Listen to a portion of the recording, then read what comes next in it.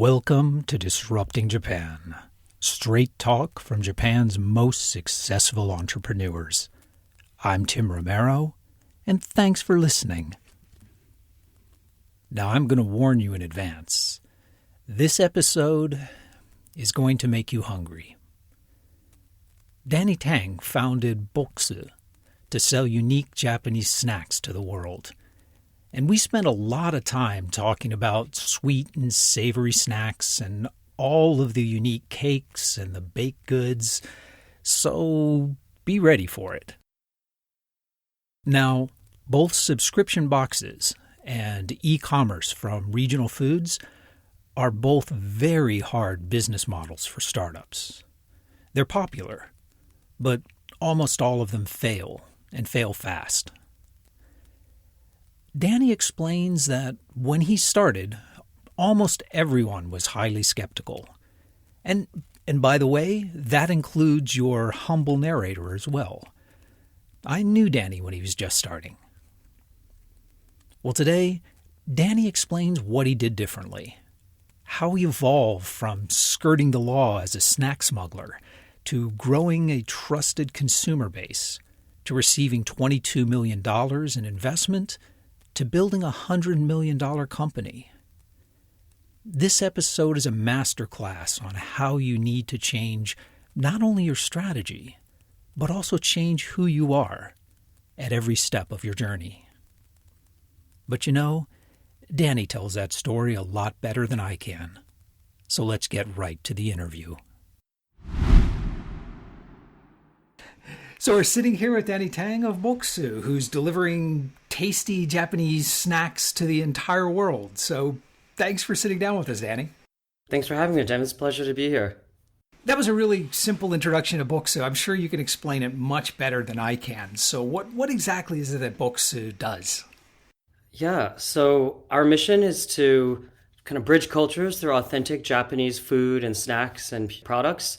We do this by, as you just mentioned, delivering these delicious Japanese snacks worldwide in our monthly curated snack subscription box. We have a whole lot of product expansion from there, but I'm happy to get into that later. Yeah, and I do want to dive into it. You guys have come a long way and expanded a lot since you started. I mean, you've delivered over 1 million boxes of snacks, which is awesome. So what exactly is the subscription box? Many people already know about subscription boxes out there, but what makes Bokksu really special is that we directly partner with these centuries-old family snack maker businesses throughout Japan.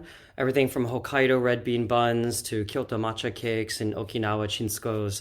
And these are products that are all Japan exclusive, and a lot of times they're even region specific. We source them all there, curate them into monthly themes, and then ship them directly from Japan to about 100 countries around the world to our customers. And what really gets customers excited, besides the delicious snacks, is the fact that we always include what we call a culture guide magazine that explains that month's cultural background, why these snacks are important, where in Japan they're from, interviews with the makers. It's just like a little discovery travel in a box that people love. This is something I wanted to get in later, but we might as well get into it now. How long did it take you to realize the importance of that storytelling and that cultural explanation? So it was always something I actually sought out to do from the beginning. For example, I founded the company in late 2015 and I solo bootstrap launched it in early 2016. Actually, it was April, so it was our 6-year anniversary right now. And at that time, it was just me. So there wasn't a whole lot of storytelling I could do. And the first culture guide was like a 2-sided postcard because I did the copy myself and everything. So there was only so much I could really write and fit on there.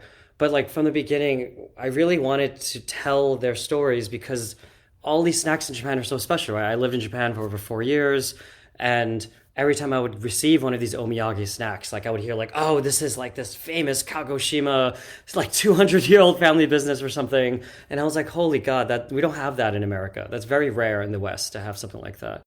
It is. I mean, both in terms of the cuisine and in terms of a small family that has been making the same type of snacks for 4 generations. It just doesn't seem to exist in the U.S. Yeah. First of all, U.S. is not even that old of a country. Some of our makers are over 300 years old, right? They're older than America. And secondly, it's just not that same kind of direct lineage that we have in America. It's a little bit more transient in some ways in that more modern and recent, but a lot of people love that, right? I love that. You see that even on like Netflix documentary shows, right, about food, or people talk about Jiro, right, and his obsession with how long he's been practicing sushi and teaching it, and people get really into that craftsmanship. So from the beginning, that was the goal, but I couldn't actually execute on it until probably like a year or two into the business. There's almost a cliche that, well, we're not selling X, we're selling the experience. I mean, it's horribly overused, but I think you guys really nailed that. Thank you. Yeah, we pride ourselves quite on that. Like, it's actually advice I give other founders quite often when they ask me for help, is that you have to sell an experience, a lifestyle, a brand.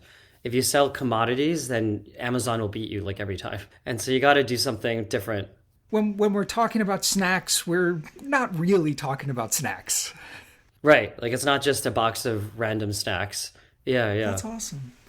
And you guys have worked really hard to kind of maintain all of your marketing, your photography, your storytelling. It's all in-house, right? Yeah, correct. Actually, the creative team is our largest team inside the company.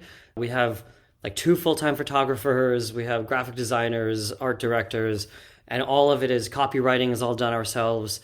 And it's very important to us because it's not just, once again, the brand, it's also about the community and the kind of loyal following that our customers have for us. And we don't want to disappoint them. We don't want to like all of a sudden give them something that is subpar. And so a great example is I actually still final taste test everything that goes in the box 6+ years later. I think that I'd be looking forward to going to work for that. Today is taste test day. It is, exactly. We have a monthly snack tasting day. And we like ship everything over to our New York office. Our Japan team curates the samples. We get about 30 samples and they get shipped over. And then the whole team gathers and we taste test it. And we like curate it down to 16-ish unique products. And I kind of still final curate the thing to make sure it's like on par with what it should be. Awesome. Well, let's back up a bit because a subscription box model, it's a tough one. Most startups don't make it. But you guys did. So let's back up, and I want to walk through how you got your first 100 customers, and then how you moved to the first 1,000, and then to the 10,000, and then we'll talk about where you're going next with Box Market and Grocer. Sure. So as I mentioned before, when I kind of bootstrap launched in April 2016, it was just me, and I had no funding or external capital, really. I put some of my own savings in. And so I couldn't do paid ads. I worked at Google before in like kind of digital marketing. So I knew that like you needed a certain amount of budget in order to make paid ads work. And so I didn't want to like just waste money for no reason. Plus I had no brand at that point. So nobody would even trust what I was doing. So for the first 100, it was very much like scrappy guerrilla marketing. The first 40 were pretty much all friends and family. And then them telling their like kind of loved ones, etc. And so, I mean, word of mouth can get you to 100, but how were you sourcing product? Were you had friends shipping it over from Japan or bringing back suitcases full of senbei or what? The early days were scrappy slash kind of even maybe legally ambiguous. There was certainly some snack smuggling. Okay.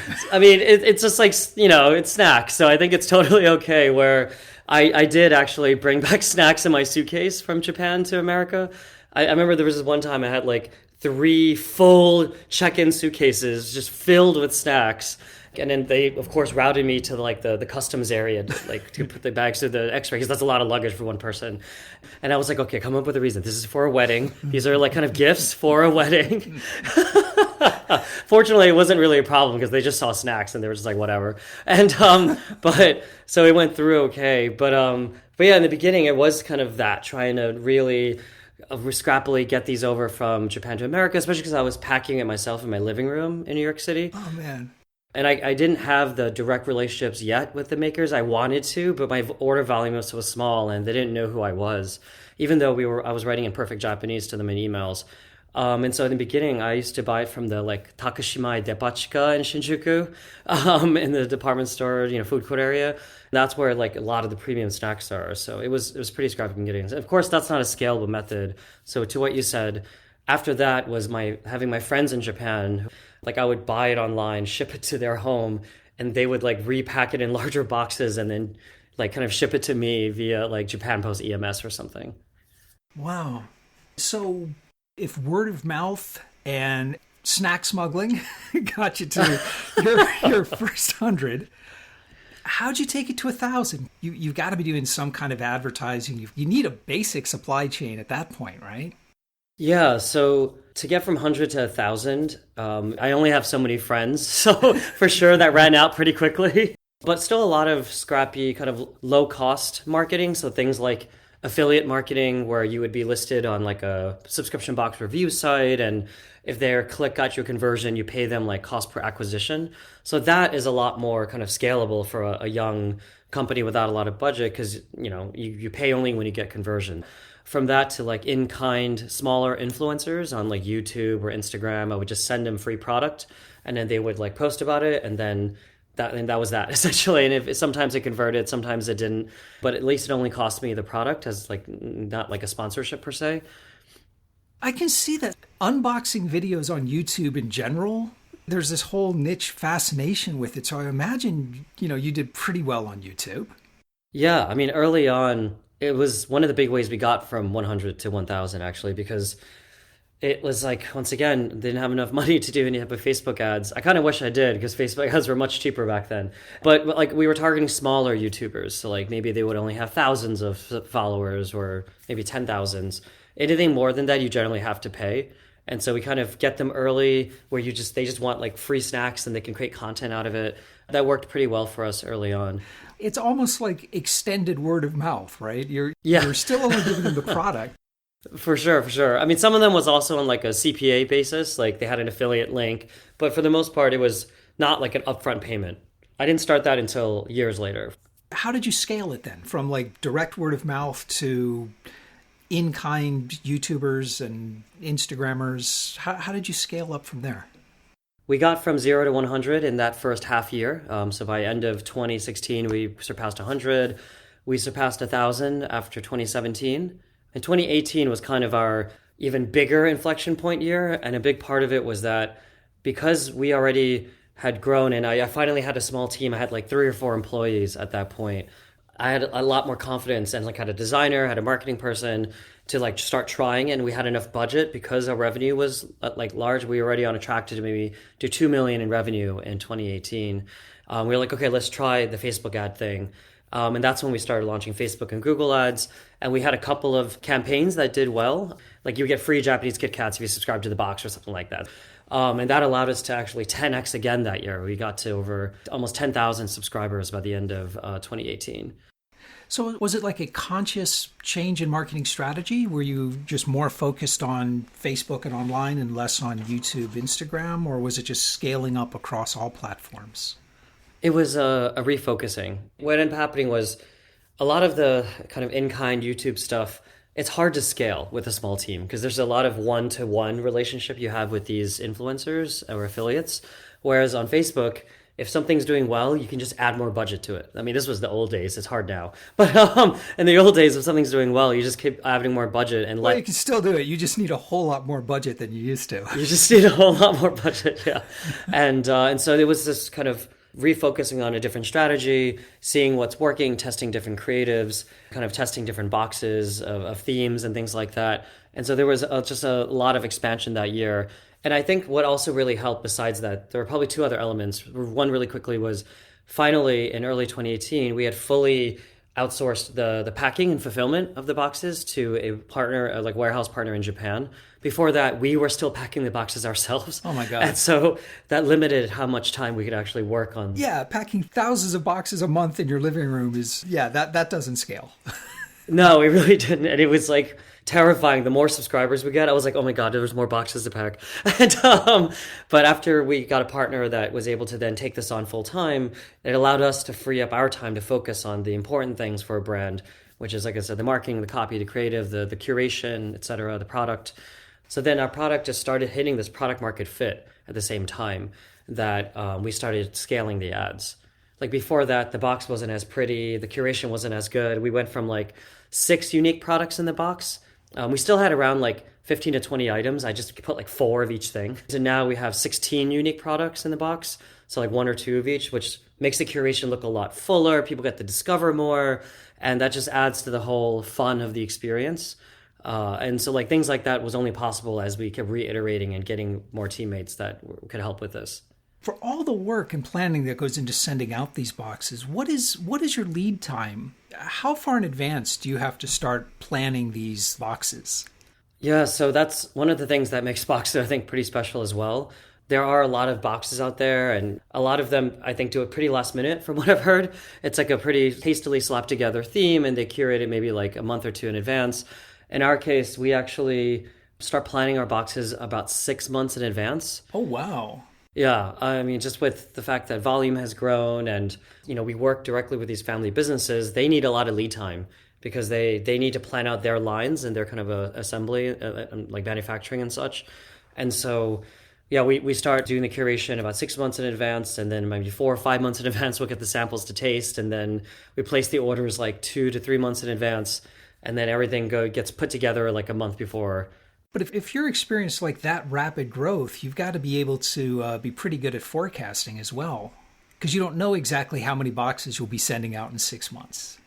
It's true. So forecasting has become something we've gotten better at.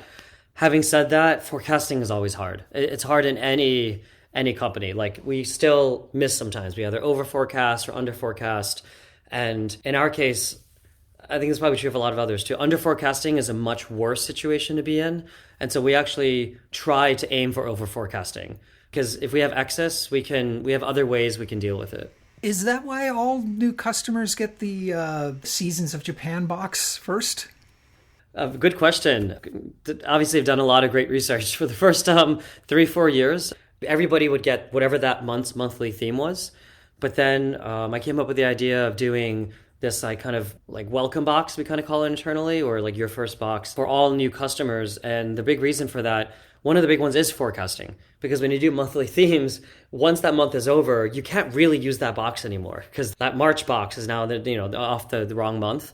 But if you have the same first box, even if you over forecast, you can then just under forecast the next month, and then it kind of balances out the inventory.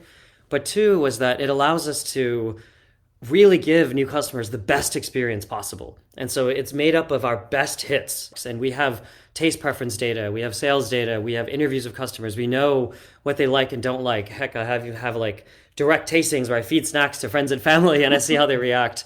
And so that first box is made up of kind of all the best hits, and so we know and guarantee that people have a great first experience. What are the best hits? Do people like the sweeter snacks or the more savory senbei type stuff or the bake stuff? What are the most popular snacks from Japan?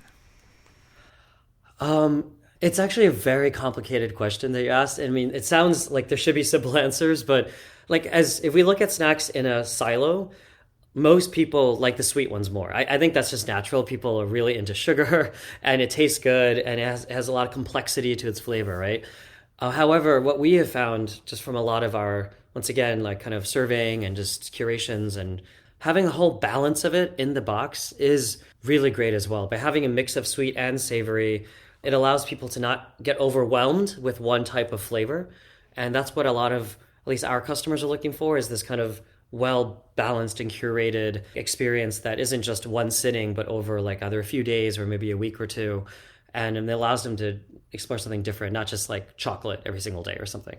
But having said that, yeah, a lot of our like sweet, more like premium feeling like cakes or mochis or things like that are generally doing quite well. That's really interesting. I mean, the Japanese palette for snacks is much broader than what we see in the U.S., right? The U.S. leans heavily on sweet and salty. Yeah. The sweet and salty ones definitely do well. There's nothing wrong with that. Yeah. No, Japan has plenty of sweet and salty snacks as well. But I mean, there's this whole other savory or spicy or baked goods and just different kinds of stuff available that you don't see as much in the U.S. Oh, for sure. And that is what has made it so fun, but also so possible to keep doing new curations every month. And so we have like a brand new curation every single month, which I've had investors ask in the past, like, wait, won't you run out of snacks eventually? But No. as you and maybe lots of listeners know, never. Japan is always going to release new snacks. There's always more makers to find. It's fantastic. And so it actually lends itself very well to a monthly curated snack subscription box. So all these are being shipped out of Japan. How did COVID impact you? Because there was this time where just shipments were not being done. It was a really hard time, not gonna lie. I even remember the exact day that it was April 22nd, 2020. COVID had already been raging for about a month, right, or more in the rest of the world. But that was the day Japan Post announced their shipping suspension to 200 countries around the world, including the US. And at that time, we shipped 100% of our parcels through Japan Post. I was like, oh my God, my business is over. Like, I blood, sweat, and tears in this company for like 4 or 5 years. What do I do? And if I couldn't solve the shipping issue, I would probably have to close down shop or at least lay off everybody. So what we did was we kept delaying our customers' kind of orders and renewals and kept pushing them out so that it gave me time to find another solution. For 2 weeks, I was talking to everybody in logistics, shipping, freight forwarders, carriers, I reached out to my whole network. Like, nobody could find me the solution I needed because that was a hard time. As you can imagine, there were no planes in the sky, essentially. But fortunately, I found one partner that saved my butt, so to speak. Like, they were able to come up with this one really creative alternative solution that was supposed to be a temporary 3-month thing until COVID went away. But we ended up using it for several years. But using this new method, it allowed us to keep shipping, and we became one of the only players in the space that would kept offering free shipping to our customers. And so I made sure to keep our customers up to date on all the stuff going on, apologized for the delays, found this other solution, kept offering free shipping despite the higher shipping costs. And our customers like appreciated it so much, especially because everybody was going through a hard time. And that like kind of actually skyrocketed us again. And we ended up tripling our growth in that 1 year. Oh, that's fantastic. And so let's talk about your expansion from the subscription box model. So in 2018, you opened up Bokksu Market. What was the motivation for moving in that direction as a regular e-commerce type site? Similar to what I said before about even the kind of content and the storytelling piece, I always also knew from the beginning that if I could make the box work, I also wanted to expand to have more of an e-commerce store / marketplace. And it's because there are all these amazing products in Japan that nobody has a way to access them. I mean, I used to work at Rakuten, right, when I was in Tokyo, and they have like kind of cross-border shipping, but no American can use Rakuten's website. It is a very difficult website to use. It is not, it is. Yeah. It's not what you would call streamlined. Right. And I mean, there's a lot of great merits of Rakuten and there's a lot of great products to find, but I wanted to create this more minimal, clean website where people are used to kind of having a more of a curated type of e-commerce store once again. And so from the beginning, I wanted to do that. We just didn't have the resources. And as we kept growing the box, we would have some excess snacks in the box. And so we would then, instead of wasting them, we would just sell them individually on this like kind of little store. We didn't even really have a name at that point, just to like, make sure we have zero waste and, be more sustainable that way. So make it much easier to manage the overages, manage your supply chain better. Got it. Yeah. Right. We essentially never held inventory, which makes all of that a lot easier, especially once again for a bootstrap company. But then as it grew and then our subscriber base grew, customers kept asking like, I want to buy more of this. How do I get more of this? Even months later after that box had finished, we had no way. So then that like really helped fuel the validation for eventually launching Bokksu Market in early 2018, where we first launched with just around 20 SKUs, which were just snacks that were in the box. But then as time has grown, we now have hundreds of SKUs on there. And now there are things on there that don't even go in the box. So premium instant ramens, kitchen, like kind of really nice Japanese knives. And it's all been really great. Like people are really kind of relying on us as this curated place of getting Japan exclusive items. Now, are most of the customers in the market existing box subscribers, or are they coming in from different channels? A good amount are existing box subscribers, but I would say, roughly speaking, like half of the customers in Bokksu Market are not box subscribers. They are people that found us, that come in and just place one-time orders, and then a few months later place another one. We also have like ex-Bokksu subscribers, the ones that subscribe for a bunch of months and then decided they already found some things they liked and they just restock when they need to on the market, etc. So we get all types. So I can certainly see how the market was a natural extension of the box business. But last year, 2021, you opened Box Grocery for Asian groceries in general. You raised a lot of VC money. And this seems to be like a really new direction, at least to me. Well, I mean, it is certainly a new product line because it's like a totally different supply chain, fulfillment, and even customer base. But having said that, it is still in line with the kind of purpose of Bokksu and mission I mentioned earlier, which is to kind of bridge cultures through authentic food.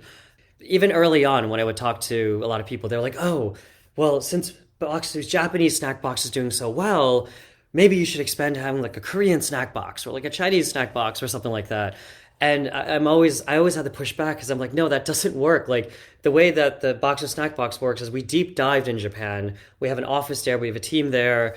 I have direct relationships. I've gone drinking with these makers. We're like friends, some of us. And, it's not easy to replicate that type of deep experience. But I still wanted to be able to help kind of introduce Pan-Asian food culture to Americans. And that's where kind of the Bokksu grocery idea came, where we can do it in this way that's more like everyday items, more like affordable products that they might be able to find in their Asian grocery stores, but serving like a much wider audience. So that going after non-coastal people, non-New York, SF, LA, that their closest Asian grocery store is like 2 hours away. And there is a rising boom and desire and demand for Asian products all across America and the world. That's interesting. So there are other Asian grocers online. Is your differentiation that you're not targeting the Asian community, you're targeting the broader community? How are you differentiating? So there's several ways. That's actually one of them, as you mentioned. Our kind of box subscriber base, and we also just did this kind of survey and analysis of our grocery customer base. They're pretty similar. It's actually over 80% white, and that is very intentional from the beginning, where we're, once again, trying to get non-Asians to try these Asian food products.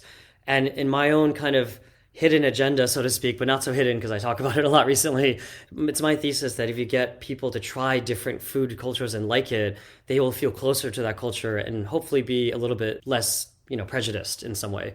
Because then they get interested and they want to learn more and it's not that different or weird. I like that. Yeah, because groceries are almost by definition, it's a low margin commodity focused business, and you're trying to bring storytelling and this almost novelty seeking experience to it. So yeah, that's an interesting approach. Yeah, so there are other, you're right, online Asian grocery deliveries that exist, but a lot of them primarily sell to like their own communities, and that's actually their targeting and strategy, which is really great because that's necessary too. But what we're trying to do is have a kind of comfortable, clean, safe type of online experience where everybody can come. It's kind of the online Asian grocery store for all Americans. And on top of that, the big difference is we don't do fresh. So we don't sell fresh vegetables or fresh fruit. We're doing shelf stable. And what that allows us to do is ship nationwide from the beginning, which is also something a lot of these others don't do. A lot of the others only target cities. Okay. Was it hard raising VC money for an online grocery startup? A lot of VCs, they won't invest in anything physical at all, let alone something that has to hold inventory. It really depends on the VCs. It was actually my first time doing an institutional fundraising round last year with the Series A. And I learned very quickly that you can't talk to all the VCs. You're going to waste your time. You got to really pick and choose the ones that are into what you're doing. So to your point, if I was trying to talk to a Silicon Valley VC that was more focused on software, they would have no interest, even though I had very strong numbers when I went out and pitched last year, because this is not their bread and butter. The numbers aren't what they're used to. But as soon as I started talking to more consumer-focused VCs that did invest in physical product companies or even food and beverage, which those VCs also exist, food tech investors, they loved it. They were like, oh my God, this is amazing. The traction you've gotten by being bootstrapped is unbelievable. They've never seen this in a D2C company. And they can tell that there was such a strong brand, passion and loyalty amongst customers that they were like, we believe you are the right player to also now take online Asian grocery to the next level. Okay. VCs usually advocate a very aggressive growth strategy. So you've been bootstrapped so far. So how does the VC money change your strategy and your focus moving forward? It changes it in a bunch of ways. So the biggest reason I fundraised was because I needed to de-risk the whole thing, right? When it was bootstrapped, pretty much all the risk was on me and whatever money I put into the company, but also the growth was linear and organic. I could only hire so many people because we only had so much budget to be able to do so. But raising the money was so that I can front load more people, maybe not work 14 to 16 hours a day every single day of the week, and regain a little mental sanity. But at the same time, it was so that it allowed us to take chances, to start experimenting, to long-term plan, which were things it was really difficult for me to do when I was bootstrapped because I could only see like 2 or 3 months ahead. There was just like no reason to be able to plan that far. So that was one of the big reasons I did it. There is a component where a lot of people believe, and it's actually true for most VCs, that as soon as VCs put money in, they're going to want you to hyper grow. They're going to want you to like hit these crazy numbers, burn through all your capital, and then once you hit these milestones, you just go fundraise again, like 18 months from the fundraise, which is a pretty typical VC-backed startup growth model. Fortunately, in my case, my lead investor, Valor Siren Ventures, they have a very different take on it. I've nothing but good things to say about working with them. I actually at our first board meeting, to be transparent, even proposed like, oh, here's how we're going to grow. We're going to do it like this, and we're going to use up this capital. And they're like, whoa, whoa, whoa. Why are you doing this? We invested in you because you have a strong core unit economics, strong business. Like, would you spend your own money this way? And I was like, probably not. They were like, then don't spend our money this way. Like, get all of your unit economics down, then you pour fuel on the fire. Wow, that's actually refreshing to hear. Yeah, so there are investors that can align with what you're looking for. I mean, granted, some startup founders also just want to grow like crazy, right? But for me, I'm actually trying to build like a long-lasting, like 50-plus-year-old brand at least. I'm looking to really make this become a thing people know all over the world. Slow and steady sometimes is better. Like if you overextend, there are a lot of chances of things imploding. Well, I think maybe that's probably the value of having VCs who are experts in the domain. So when you're dealing with software, yeah, nothing keeps you from doubling, tripling every year.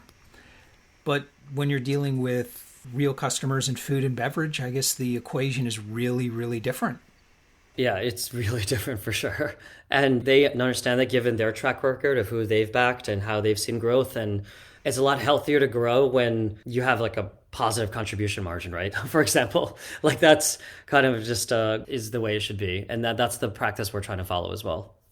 So 5 years from now, looking into the future, pulling out our crystal ball, what do you see is sort of the revenue split between the subscription boxes and the market and the grocery? So currently the subscription box, given that it's our like kind of core product and the one that started first, is still the majority of the revenue. But the big plan as we keep scaling market and grocery is to have it be ideally like evenly split amongst the three. It probably will take a while to get there, given that grocery is a very new product that just launched like late last year. But I strongly believe that there's a lot of potential there. And so this is allowing me to kind of diversify and kind of get many types of customers into our ecosystem to eventually then hopefully cross-sell them on the other stuff as well. But yeah, ideally kind of equal amongst the three. All right. Let's talk a bit about Japan. I love what you guys have done because even putting the subscription boxes aside, there have been so many Japanese startups whose business idea has been, let's take this unique product that's built in this area of Japan and sell it to the rest of Japan. Or let's take this unique sake that's made in this prefecture and either sell it to the rest of Japan or sell it internationally. And almost all of them have failed, almost universally. And you guys didn't. So what did you do differently than all these others? What would you tell them, like, hey, before you launch a startup with this thesis, do X? I think what really stood us out from kind of a lot of other companies is our emphasis on, and once again, it sounds cheesy, but on the kind of experience, the storytelling, and the community. A good example is in 2019, and at that time we were still mostly bootstrapped, I kind of found a really scrappy documentary film crew in America to come out with me to Japan. And we filmed for 2 weeks, went around visiting 5 of our snack makers, filming this like snack maker documentary that we called Snack Bites. Yeah, those are awesome. Those are Thank fantastic. you. No, I love those. They're up on the site. We'll put links up on the Disrupting Japan page. Those are awesome. I highly recommend them. They're just heartwarming. And like that was kind of a total risk. And that was totally like me doing a long-term play. Like I knew that wasn't going to bring us conversions right away because these were like kind of very premium, like kind of edited, beautiful, like almost Netflix quality food documentary shot things of me interviewing the makers and their stories in Japanese, showing how they make like anpan in Hokkaido or these other snacks. And we actually, we tested those ads on Facebook and they didn't convert that well because I think it wasn't the like super like kind of frenetic, punchy ads that get people's attention. It's long form storytelling. It's long form storytelling. But what it has done for us is one, it's helped with hiring tremendously. People know we're authentic and legit, both in Japan and America. Two, there's a lot of customer, once again, loyalty because they're like, oh, this company is real. Like every company can say they're authentic and have direct relationships with whatever. But the fact that they see me with them and they see the faces and the stories and it humanizes them, I truly believe it had a lot of strong like retention effects. But showing that we're here to build a brand. We're not just here to immediately have short-term kind of money making. And these are things that I'm passionate about. And I think that comes through for a lot of people. Like I am doing this because I love Japan and I love Japanese food. I'm not looking to get rich quick. If I was, I don't think I would have chose a Japanese snack box as my idea, to be perfectly honest. And I think that type of authenticity is what people resonate with. Well, I think another thing, in just hearing you explain this, I think another big difference is that while most of these startups or idea stage, it is people who are assuming that the product will tell its own story, that everyone knows that this famous local delicacy exists, so they'll order it online. And you and the team kind of took the opposite approach of like, no, we are going to tell the story. We are going to create the demand. Yeah, exactly. I think that's the part a lot of Japanese, especially maybe founders, don't realize is that you can't take it for granted. Like I have a lot of people that think like, oh, well, of course this is going to sell well overseas. It sells well in Japan or in this prefecture. But, things that do well outside of Japan are not exactly the same. A good example is like anything with red bean. We have tried multiple times. Red bean snacks do not perform. It's an acquired taste. I mean, yeah. Yeah. I like it. Like I enjoy it, but like it's exactly, but like, it's not. And so you got to find the right things that walk that fine line of being traditional or authentic, but still can appeal to like a modern flavor for a lot of our customers. In fact, that's kind of one of our taglines is like modern snacks, traditionally inspired, where, we're not only selling the really traditional stuff, but we're trying to get people to enjoy all facets of Japanese snacks and food. And we do it with the kind of content and the videos and the photography and just really elevating all of it to get people to kind of trust in what this is. Awesome. Let me ask you, we talked a lot about your journey from the first 100 to tens of thousands of customers. So what was the hardest thing, or at least the most important thing that you had to learn in growing the company from bootstrap to scaling? I think there are probably two. One is that hypergrowth sounds really great, but if you don't have the right infrastructure in place and the right team and the right support and the right fulfillment center and the operations, everything is going to break. The whole system is going to collapse because you can't just acquire new customers and get in new orders. Even if you have enough inventory, if the warehouse doesn't know and they can't pack the boxes fast enough because they don't have enough staff allocated to you, or customer service doesn't have enough people, so then you're like, every customer's mad why their boxes are taking so long to ship out. And so anytime you expect to kind of grow or you have a plan to do this campaign, every kind of stakeholder that's involved needs to be aligned. And so that's very important, is what I've learned, like every step of the way. But number two, I think, and this is more of like a broad view of startups in general, a lot of times you have to survive. What do you mean? Like growth is important, but sometimes what's more important is surviving long enough to find those inflection points. Like if you're just around long enough, opportunities might present themselves to you. But if you try and grow too quickly and hit that like break-even point and you overextend, your company might collapse, or you might like have a bad reputation, or you might lay off half your staff before you can reach that point. One example is like in our case, yes, like COVID was very hard, but as I mentioned, because I got to solve through it, it actually changed everything for us since we like tripled our customer base and our revenue in just 1 year. We hit profitability at the beginning of 2021 thanks to kind of this increase in customer demand. Yes, we were already on an upward trajectory, but COVID really helped accelerate it. And so surviving long enough and surviving through that first wave of no planes in the sky is what allowed us to then kind of capitalize on the huge demand when people were stuck at home. That makes sense. Yeah, everyone loves to talk about the big swings and the big bets, but a lot of times it is just survival instinct, making sure you can make payroll next month.